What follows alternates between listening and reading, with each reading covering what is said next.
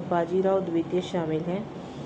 पानीपत के तीसरे युद्ध में उनके कुछ वंशजों की मृत्यु हो गई। पेशवा का पद बाद में ब्रिटिश ईस्ट इंडिया कंपनी द्वारा समाप्त कर दिया गया और अंतिम पेशवा बाजीराव द्वितीय को पेंशन दी गई और उन्हें बिठूर कानपुर निर्वासित कर दिया। ठीक है, तो बाजीराव प्रथम के वंशजों का वर्णन हम देख लेते हैं, विवरण। तो बाजीराव के काशीबाई से 4 पुत्र थे। बालाजी बाजीराव, जिन्हें नाना साहिब के नाम से जाना जाता है।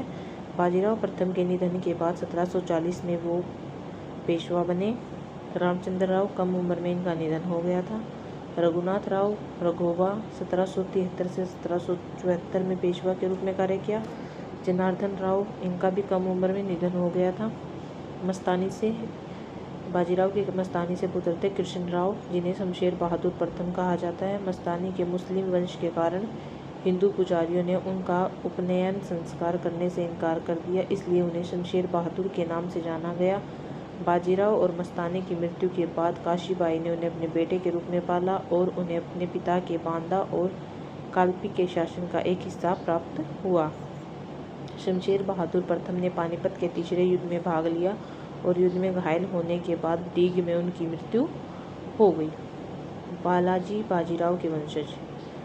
विश्वराव, पानीपत के तीसरे युद्ध में मृत्यु हो गई। माधवराव प्रथम नाना साहिब बालाजी बाजीराव के उत्तराधिकारी बने और मराठा साम्राज्य के चौथे पेशवा बने। नारायण राव माधवराव प्रथम के उत्तराधिकारी बने। अब रघुनाथ राव के वंशज।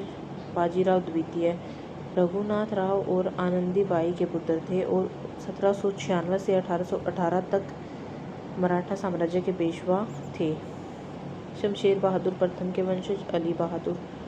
ठीक है, अब आ जाते हैं। बाजीराव प्रथम एक महान योद्धा और रणनीतिकार थे, जिन्होंने मराठा साम्राज्य को एक महान शक्ति बनाने में महत्वपूर्ण भूमिका निभाई। उनकी उपलब्धियों ने मराठा इतिहास में एक महत्वपूर्ण अध्याय जोड़ दिया था।